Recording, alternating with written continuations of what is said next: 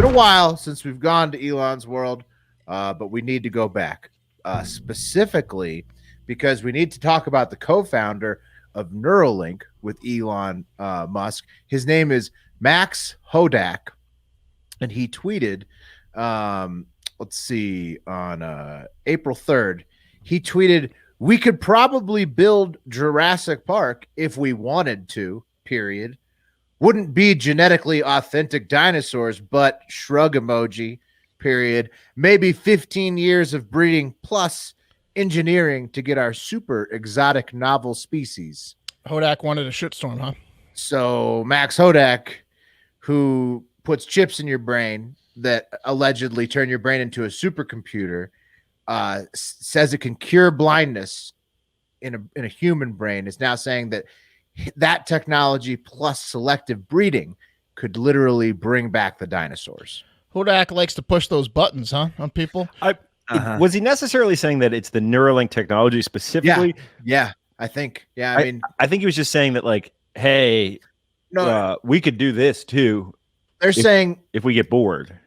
It's specifically the Neuralink combined with selective breeding. He's saying that could make it happen. They're saying that this thing's so strong, it turns your brain so powerful that it can literally cure blindness. Like you could teach yourself to see. Would that make sense? Because it's reprogramming pathways. I don't think that's true. I think what Hodak did was like he was hanging out with Musk, and like they like to prank people, and he like drafted up that tweet and like showed it to Musk, and they both shared a laugh, and then he hit send. That's a great guess as well as to how this occurred on Twitter. But but I don't. Regardless, like regardless of whether you think it's possible or not, I do have a would you rather, since we've been talking about a lot about robots, sex robots in particular recently. And so you have to get one or the other. First generation sex robot or first generation Neuralink. Sex robot. You have to get one and use it. Obviously sex robot. You have to get one and use it. Obviously sex robot, because the Neuralink could like kill you or turn you into a robot permanently.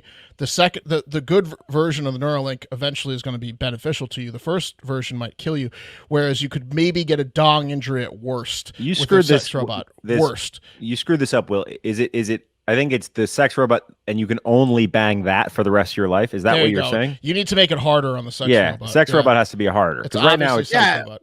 Oh, okay. So yes, you're done with related. The sex robot's your girlfriend after that. Well, then that's tough. Yeah, that's tougher. I mean, well, what about the 10th generation then? When they both work as advertised. You'd have Neuralink. I think here's the rules. You have to get a sex. You have to get a sex robot and bang it 3 times a week because that's like makes it more fair. Yeah, you have to make a commitment to it. I'm going Neuralink on the first one actually. So I would hop a first generation. I mean, because like you got to think about this. If you get in on the first generation, they're gonna keep upgrading your shit. Like they're gonna make your your shit. It will just keep getting better and better. Plus, you could get rich quicker. Like you have a leg up. Like it's like the you're gonna be smarter faster. It's like the tortoise versus the hare. You're the tortoise. I don't think I needed to update it at all. I think the first generation is the Will, question. Again, that's what would make it effective. Never have I ever. Is if you set boundaries on this situation. It would have to be first generation Neuralink locked in. It's a would you rather, first of all. Okay, would you rather? I'm sorry. First generation Neuralink locked in, or first gen sex robot, only sex partner for life. Boom. Well, no. I think it's actually even better if you could keep. You just have to use the sex robot. Yeah, you just have to use the sex robot weekly. You can still and you have to bang at some point in your life. You have to bang a robot sex. Like weekly, it could be the first, second. You have to keep it. You have to claim it. You have to say everybody knows you have a sex robot. For me, I'm not into sex robots, so it's easy. I'm into first generation sex robot. I'll get my deed done. It's like jerking off, and I'll carry on with my life and my wife and all that other stuff. I'm waiting for the good Neuralink. No, your wife's out. Your wife's out. No, she's not out. I think it's okay. I'm still going Neuralink here.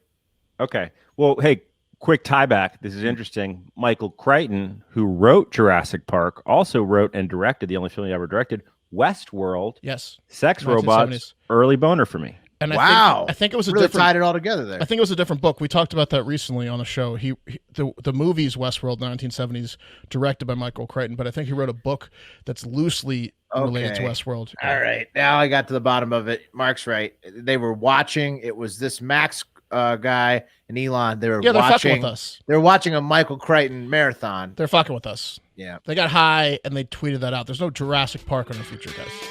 Crichton's king.